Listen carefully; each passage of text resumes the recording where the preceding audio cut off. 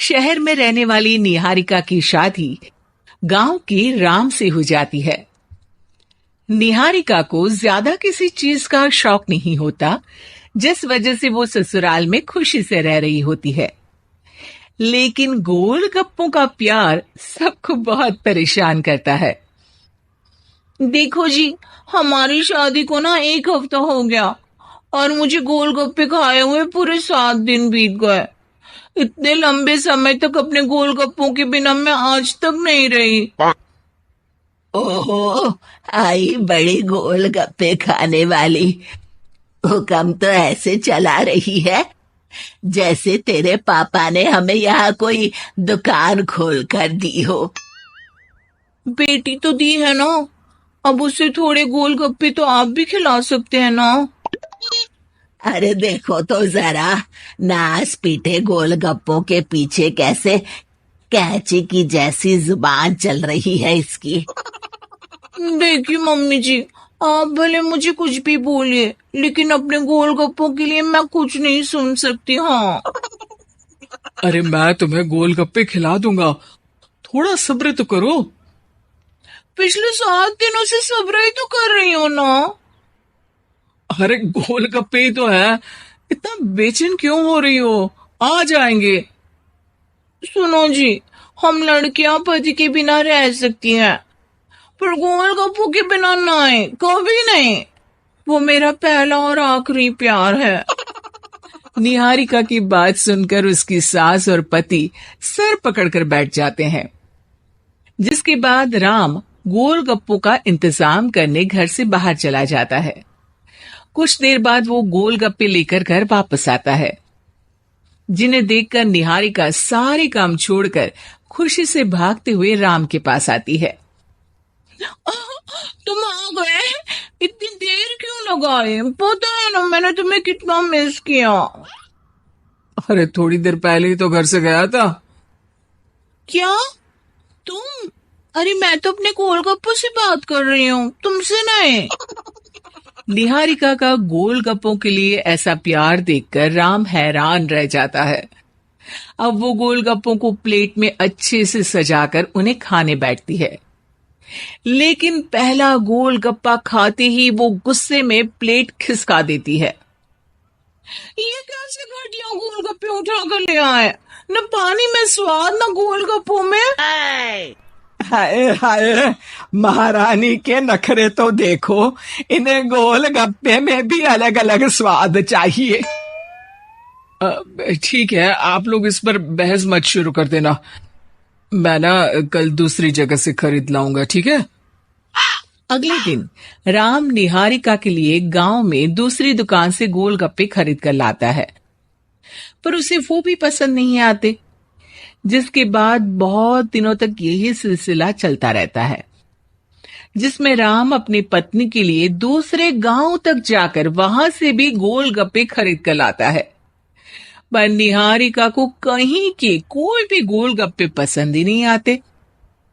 तुमको तो अच्छे गोलगप्पे की पहचान करना आता ही नहीं है। तुमको गोलगप्पे का प्यार पता ही नहीं है। तुमसे कुछ होता ही नहीं है। अरे तुमसे बहुत होता है तो तुम खुद कर लो ना। सास की बात पर निहारिका बैग पैक करके घर से जाने लगती है, जिस पर राम उसे रोकते हुए कहता है, अरे इतनी सी बात पर कोई घर छोड़कर जाता है क्या?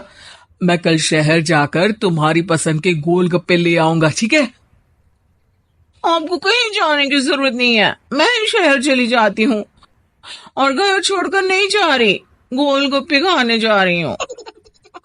ये कहकर निहारिका शहर में अपने पापा के घर चली जाती है, जहां पर वो सुबह के नाश्ते से लेकर रात के खाने तक में मन और पेट भर कर गोलगप्पे खाती रहती है, जिससे उसकी तबीयत खराब हो जाती है और उसे अस्पताल में एडमिट करना पड़ता है। फूड पॉइजनिंग है, जंक फूड बिल्कुल बंद करना होगा। लो, बहुत गोलगप्पे गोलगप्पे करती रहती थी, कर दिया ना गोलगप्पे ने बीमार। और खाओ अब। माँ, इसके बारे में हम घर जाकर बात करेंगे। कुछ दिनों में निहारिका ठीक होकर अपने ससुराल वापस आ जाती है, जिस पर एक बार फिर सास बहू की नोकझोंक शुरू हो जाती है। अब थोड़े दिन अपने प्यार से दूर रहना, नहीं तो इस बार सीधा भगवान के घर पहुंच जाओगी।